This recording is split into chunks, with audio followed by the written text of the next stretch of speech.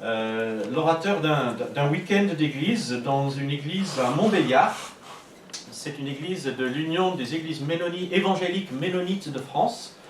Pour ceux qui ne connaissent pas les ménonites, ce sont des chrétiens qui ont été très persécutés pour leur foi juste après l'époque de la Réforme et dont beaucoup sont partis chercher refuge outre-Atlantique, donc aux États-Unis et au Canada.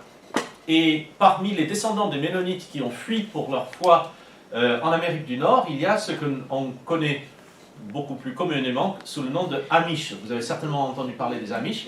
Les Amish, c'est des Ménonites qui sont restés fidèles à la façon de vivre de l'époque de la fuite pour fuir la persécution en Europe. Et donc, mais il en reste en Europe aussi, y compris en France, surtout dans l'Est. Et depuis quelques années, presque chaque année, cette église ménonite de Montbéliard, c'est une grande église. Moi, quand je vais là-bas, que je vois ce qu'ils ont construit ces derniers temps, je me mets à rêver pour l'EPE au Mans. C'est une église qui rassemble tous les dimanches à peu près 300 personnes. Et ils ont, par exemple, des archives ménonites de France. Et j'ai vu des Bibles qui dataient des années 1700, des tout premiers temps de l'imprimerie. C'était vraiment une belle expérience. Donc, le samedi, on avait une session aussi sur comment toucher avec l'Évangile ceux qui ne partagent pas notre point de vue, ceux qui ne sont pas comme nous, enfin ceux qui parfois nous opposent, et comment faire construire des passerelles avec la société dans laquelle nous vivons, y compris ceux qui ne pensent pas comme nous et qui s'opposent à notre message. Et donc cette église me charge de vous saluer. Il vous remercie de m'avoir libéré pour que je puisse leur apporter la parole la semaine dernière. Et donc voilà qu'aujourd'hui, je vous transmets leurs salutations. Nous allons donc ouvrir la parole de Dieu dans le chapitre 12 de l'épître de Paul, écrit à l'église à Rome. Nous avons déjà passé plusieurs dimanches dans ce chapitre 12, et nous arrivons à la fin de ce chapitre et nous lisons les quelques derniers versets. À partir du verset 17, je lis « Ne rendez à personne le mal pour le mal. Recherchez ce qui est bien devant tous les hommes. Si cela est possible et dans la mesure où cela dépend de vous, soyez en paix avec tous les hommes. Ne vous vengez pas vous-même, bien-aimés, mais laissez agir la colère de Dieu. Car il est écrit, c'est à moi qu'appartient la vengeance, c'est moi qui donnerai à chacun ce qu'il mérite, dit le Seigneur. Mais si ton ennemi a faim, donne-lui à manger. S'il a soif, donne-lui à boire. Car en agissant ainsi, tu amasseras des charbons ardents sur sa tête. Ne te laisse pas vaincre par le mal, mais sois vainqueur du mal par le bien. »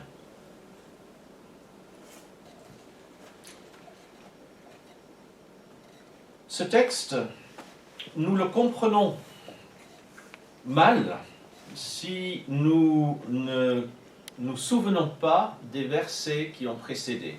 Je ne vais pas vous faire un résumé des quelques prédications, 4 ou 5 prédications que nous avons déjà eues ensemble dans ce chapitre 12 de Romains.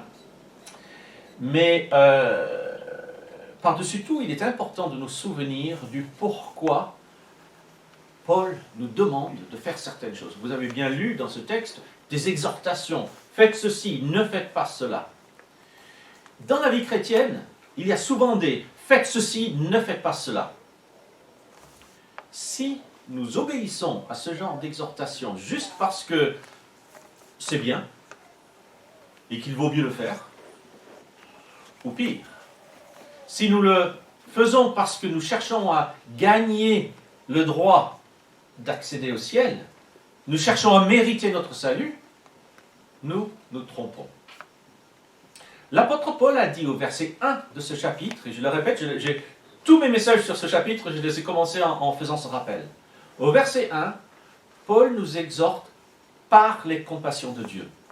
C'est-à-dire que nous le faisons, nous allons faire ceci et pas cela, nous allons obéir à ce que Paul nous dit, nous allons respecter les exhortations que Dieu nous donne dans ce chapitre pour notre façon de vivre, par reconnaissance pour les compassions de Dieu, par reconnaissance pour ce que Dieu a déjà fait pour nous. Et je l'ai dit, je le redis, ça, c'est une motivation.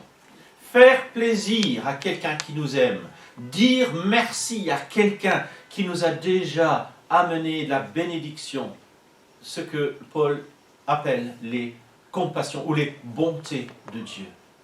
Si vous n'êtes pas reconnaissant à Dieu, eh bien vous allez trouver très très difficile de réagir positivement, d'obéir, lorsque vous lisez le genre d'exhortation que nous avons dans ce chapitre. Obéir à Dieu dans notre comportement, c'est une façon de lui dire merci. Ce n'est pas la peine de venir louer Dieu le dimanche matin, de chanter « Alléluia, gloire à ton nom Seigneur, ton nom est victorieux ». Ce n'est pas la peine de prier 5 fois par jour, plus souvent. Ce n'est pas la peine de faire toutes ces pratiques de piété si derrière, ce n'est pas par une reconnaissance à Dieu pour ce qu'il a fait déjà, et si vous n'êtes pas prêt à changer le comportement pour faire ce qu'il nous demande de faire dans sa parole.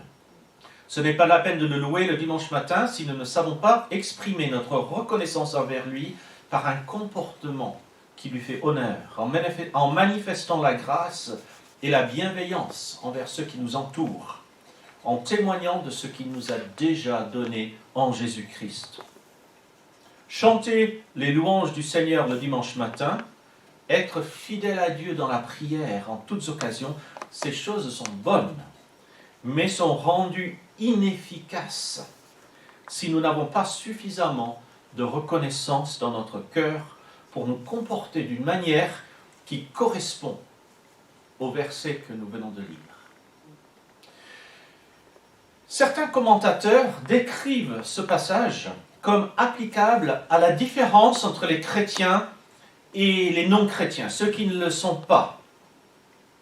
Mais rien ne permet d'interpréter ce texte uniquement dans ce contexte, dans cette distinction entre les chrétiens et les autres. Car il s'agit également de notre attitude à l'égard du mal commis par d'autres chrétiens. J'espère que vous savez comme moi que souvent les blessures que nous pouvons porter dans notre existence, dans notre vie d'église ou de manière plus intime dans notre vie personnelle, peuvent être dues aussi à des choses qui nous ont été faites par d'autres chrétiens. Et donc, il ne faudrait pas appliquer ces versets juste à ceux qui ne font pas partie du club des chrétiens ou ceux qui ne font pas partie de l'Église. Il y a dans ce texte 3 prohibitions, 3 interdictions, versets 17, verset 19 et verset 21. Et chacune de ces prohibitions, chacune de ces interdictions est accompagnée d'une contrepartie positive. Verset 17, le négatif, c'est « Ne rendez à personne le mal pour le mal ». Et le positif, « Recherchez le bien devant tous ». Verset 19, le négatif, c'est « Ne vous vengez pas vous-même ». Et le positif, c'est « Laissez agir la colère de Dieu ». Et puis la troisième exhortation, verset 21, « Ne te laisse pas vaincre par le mal ». Et le positif, c'est « Sois vainqueur du mal par le bien ». Nous allons donc regarder d'un tout petit peu plus près ces 3 prohibitions, ces 3 négatifs, et leur équivalent positif, ce que nous devons faire à la place. Verset 17, « Ne rendez à personne le mal pour le mal, recherchez ce qui est bien devant tous ». Pour les chrétiens que nous sommes, il s'agit d'inverser ce qui est une tendance qui résulte de la chute. Rendre le mal pour le mal et se comporter en bien uniquement là où ça nous avantage, ça fait partie de la nature humaine. Nous avons envie de rendre le mal pour le mal. Et puis faire le bien, ouais, on veut bien, mais du moment que ça nous rapporte un peu, du moment que c'est dans un contexte de donnant-donnant, on est gentil avec les gens qui sont gentils avec nous, bien sûr. Et si la situation ne nous avantage pas, on a toujours le choix de l'indifférence. L'indifférence, c'est la pire des choses dans le monde d'aujourd'hui.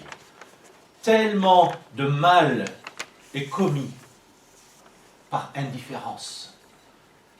J'aurais dû le marquer dans mes notes, je ne l'ai pas marqué dans mes notes, mais quelqu'un aurait dit il y a bien pire. Les pires choses, les pires atrocités dans ce monde sont commises par de mauvaises personnes, mais elles ne peuvent le faire que parce que tellement de bonnes personnes se tiennent sur le côté et ne font rien, ne s'engagent pas. Il ne suffit pas d'être contre le mal et de l'éviter, Paul est en train de nous dire dans ce texte, mais il faut être vu publiquement comme étant des acteurs du bien. Le verset 18 poursuit cette idée. Nous devons être connus comme des personnes qui cherchent à vivre en paix dans la mesure du possible. Paul nous demande de vivre en paix avec tous, vous l'avez remarqué dans le verset 18. Si cela est possible, dans la mesure où cela dépend de vous, soyez en paix avec tous les hommes. Alors, il souligne ici, n'est-ce pas, que ça ne sera pas toujours possible. Mais nous y viendrons dans un instant. Dans quelles circonstances est-ce que ce n'est pas possible? Mais il nous faut commencer par cette exhortation de Paul à vivre en paix, à être des artisans de paix, pour reprendre une expression que Jésus lui-même a utilisée. Être des artisans, être des fabricants, être des créateurs. Vous savez que Amanda est très créative. Et elle est souvent en train de former quelque chose, de modeler des choses. Elle m'a entraîné avec elle de temps en temps dans des cours de poterie. Et on est là avec un bout de terre, et puis ça n'a pas de forme, et puis c'est sale, et puis ça laisse des taches partout. Et à la fin, il faut ressortir avec quelque chose qui a du sens, quelque chose de beau, quelque chose qui représente quelque chose qui a une signification. C'est ce que la Bible nous demande de faire avec la paix. Prenez les relations qui sont les vôtres, prenez cette masse informe et parfois salissante, et faites-en quelque chose d'ordonné, quelque chose de beau, quelque chose qui ait du sens. Devenez des fabricants de paix, des artisans de paix, qui savent avec leurs mains, leur cœur, leur bouche, leurs yeux, avec leur être tout entier, faire quelque chose de beau et de bien malgré les difficultés, des tensions. C'est une dimension active. Il me semble que cette exhortation à être en paix, à vivre en paix, comporte deux choses, implique deux choses. Tout d'abord, une dimension active. En raison du mal et du péché qui sont si fréquents dans ce monde et dans notre cœur, l'apaisement des relations ne va pas de soi. Ça ne se fera pas tout seul. Au contraire, les relations humaines, comme la nature, comme le monde créé, ont tendance à s'amenuiser. Vous savez qu'il y a la loi de l'entropie, qui fait que si quelque chose bouge à du dynamisme, eh bien si vous n'en rajoutez pas du dynamisme, ça finira par s'arrêter. Ça finira par se désintégrer.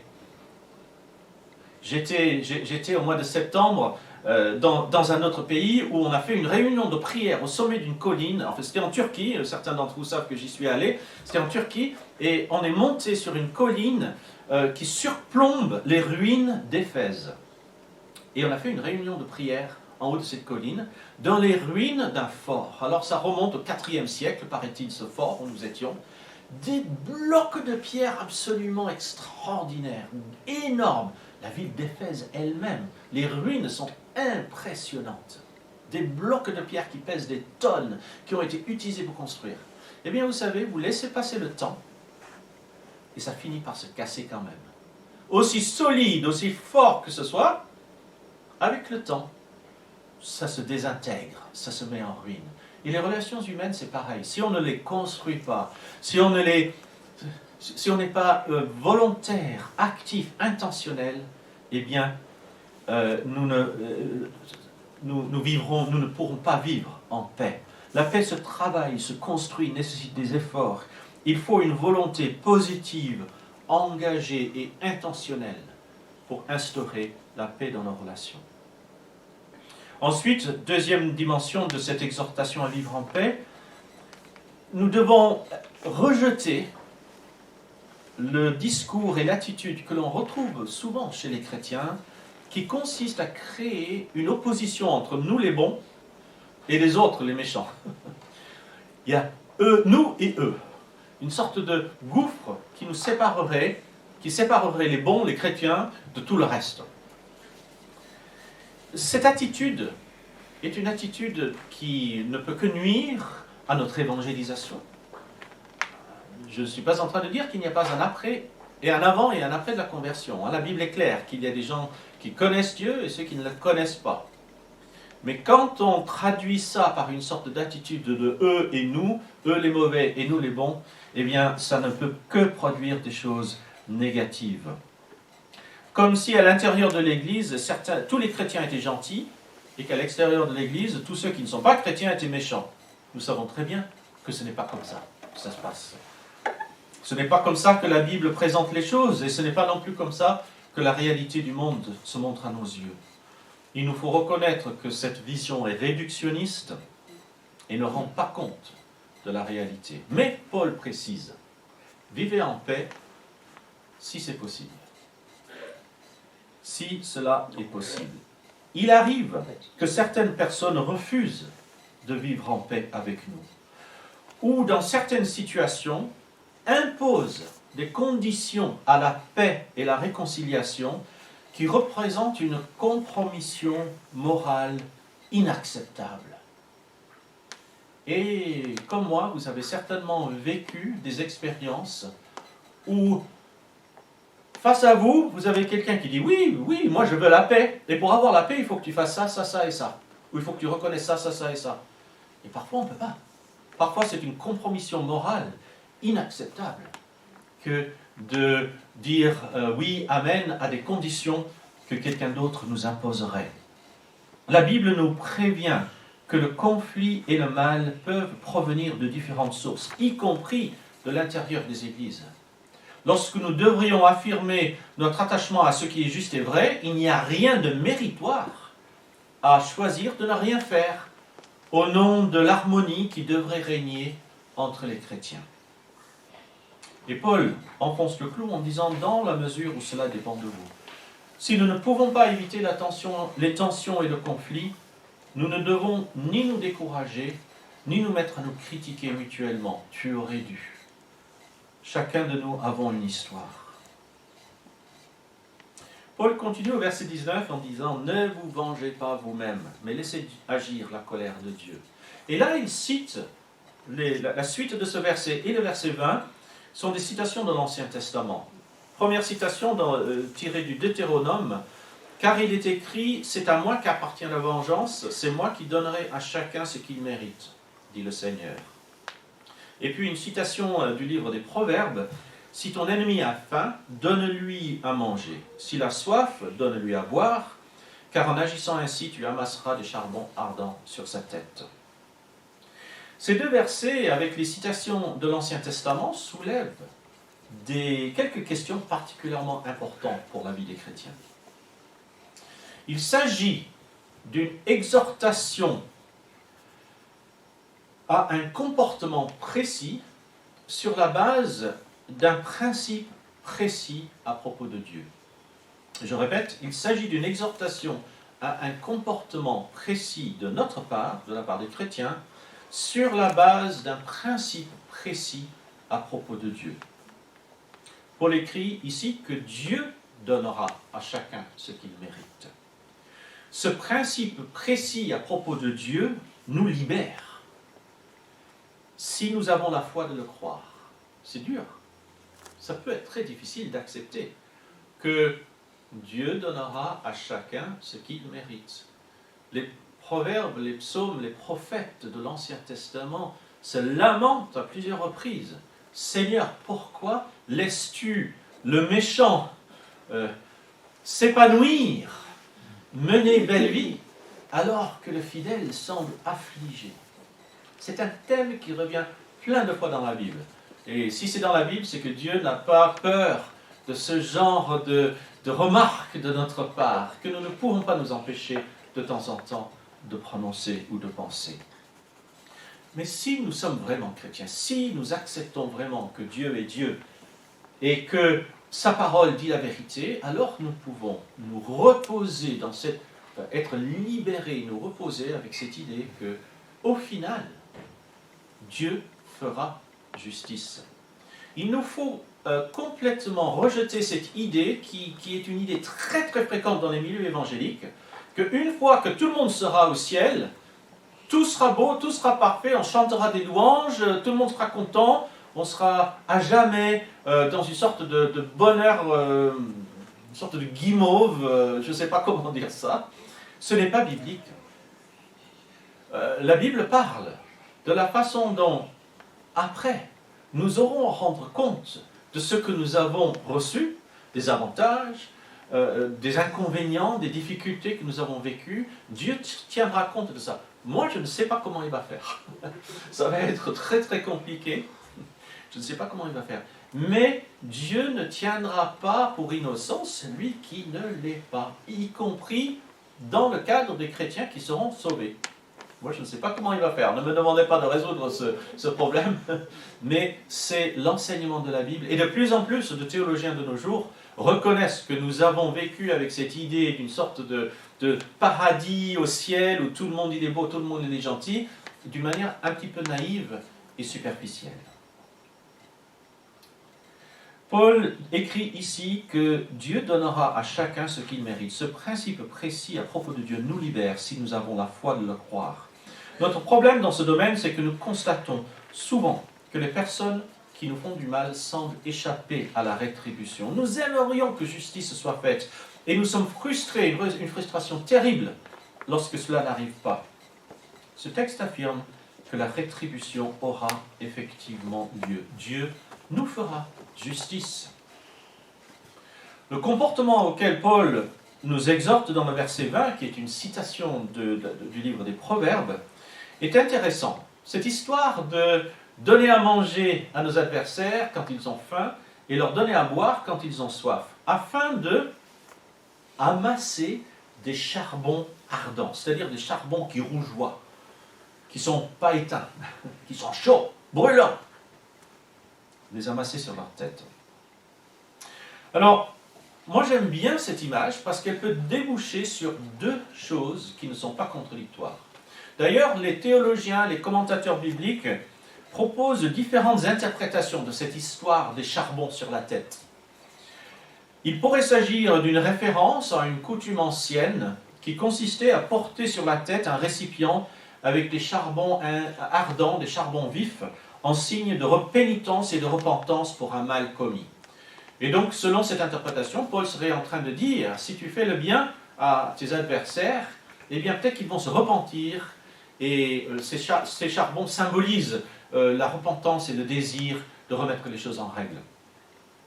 Ou il pourrait simplement s'agir d'une expression qui symbolise la punition infligée au malfaiteur, à celui qui a commis le mal sera brûlé par des charbons ardents.